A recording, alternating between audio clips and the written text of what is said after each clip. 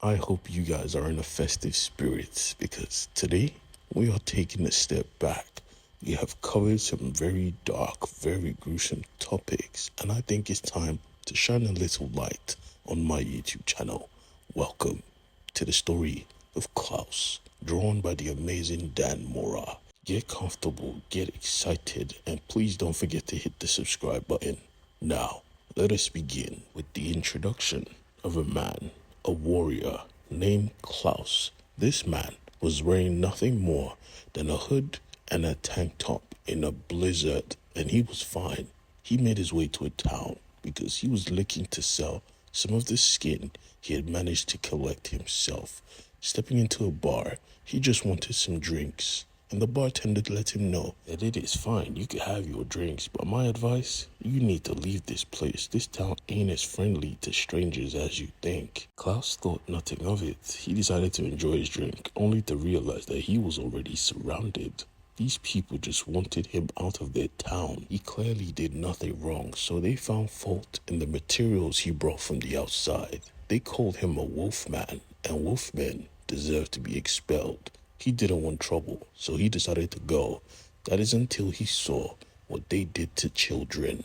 These kids were literally playing with rocks, and they said, "Toys are not allowed. Give me that and go on your merry way." Klaus found this ridiculous till he noticed a sign that said, "It is forbidden to wish." This place was fucked up. A kid tried to call to him, asking him for help, but they smacked him, and Klaus couldn't stand for this. "You hit a child? Coward." With one punch, he knocked 3 guys back, but they were a lot more than 3 guys. They beat him down. The captain on top of the wall couldn't just watch this happen. He wanted to go stop them, but the Baron said, Let the men have their fun." They stripped this man down and cast him outside to the snow. That wasn't enough. They wanted to hunt him for sport. This was insane. With binds on his arm, they shot arrows at his chest. He was confused. What did I do to deserve this treatment? Is this how the people of your town react? Again, the guards found this funny. "Are those your last words?" He said, "No, you're a fool." And out of nowhere, a great big dire wolf jumped to his protection. This wolf was his companion. They were partners. As she released him from his binds, he didn't even have the strength to go and fight. He said, "All right, let's get some food, or else we will both die in this snow." Back at the town though, the Baron returned to his family, and what a family he had, because evil raises evil. His son was a disgusting little boy.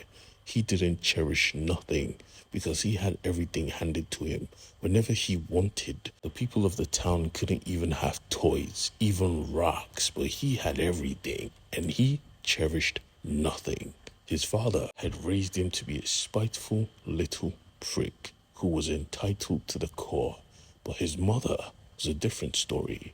His mother was so full of life. She saw the best in everyone, including this pitiful Baron himself. You could tell even from the way they spoke to each other, she didn't love him, and he just wanted to possess her, especially because she was talking about the stranger that was in town.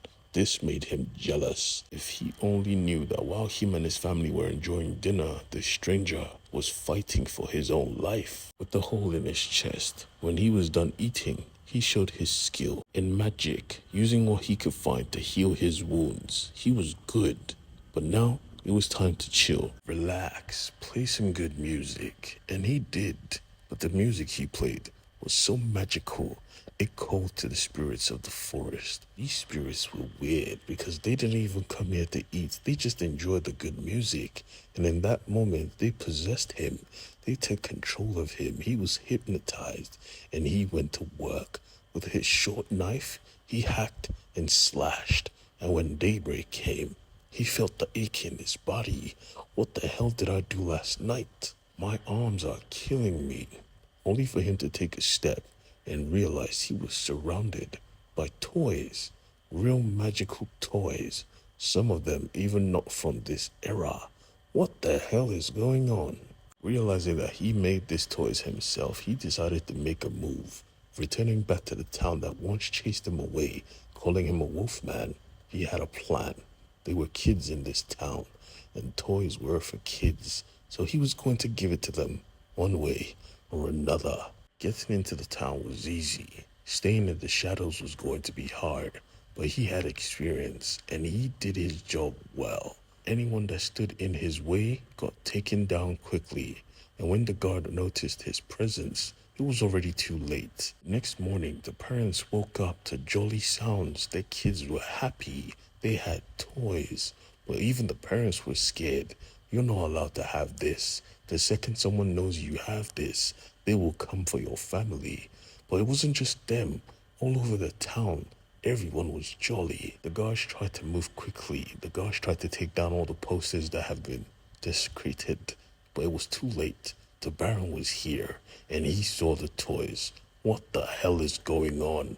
Where is joy coming from? Who allowed this? Even from his great big castle, his prick of a son was pissed off.